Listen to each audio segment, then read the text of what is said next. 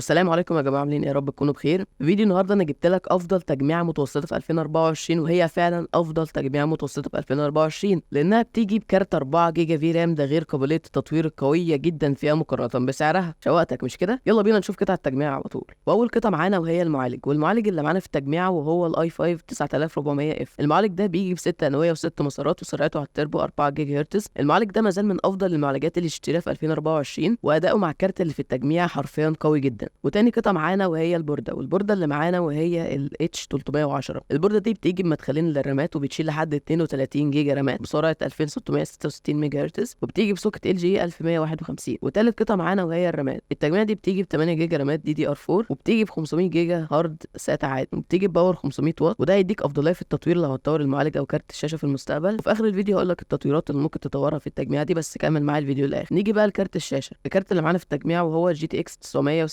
الكارت ده بيجي ب 1024 كودا كورز، وبيجي ب 4 جيجا في رام GDDR5، وبيستهلك 120 واط، وبيحتاج باور 400 واط. كده انا قلت لك كل قطع التجميع. تعالى اقول لك ايه افضل التطويرات اللي ممكن تعملها في التجميع دي. اول حاجه لو تشتغل برمجه، فانت محتاج تغير كارت 960. طبعا اكيد جه في دماغك ال 1650، لا مش ال 1650، كارت ال 1060. الكارت ده بيجي ب 6 جيجا في رام GDDR5، وبيجي ب 192 جيجا باندويث. الكارت ده هيبقى ممتاز لو تشتغل في مجال البرمجه او مونتاج الفيديوهات. تاني حاجه ان ال 8 جيجا رامات مش كافيه في 2024 لو للالعاب او للبرامج، فهتحتاج تجيب رامه 8 DDR4 يبقى 16 جيجا وتستمتع بالدول تشانل. تالت حاجه وهي انك تجيب SSD. ما بقاش ينفع في 2024 انك تجمع جهاز حتى لو هتفتح عليه كروم، بس انك تعتمد على الهارد السات حرفيا بيخلي الجهاز يهنج جدا. فممكن تجيب حتى SSD 124 للويندوز او للبرامج او كده، يعني لو هتعمل مثلا بريمير على فوتوشوب كده خلاص كبدايه، بس في الاول لغايه لما تحوش مثلا تجيب 256 او 500 جيجا. كده انا اكون وريتك قطع التجميع والتطويرات اللي ممكن تعملها في التجميع. كده فاضل تجارب الاداء في الالعاب. يلا بينا نشوف اداء الالعاب في التجميع دي.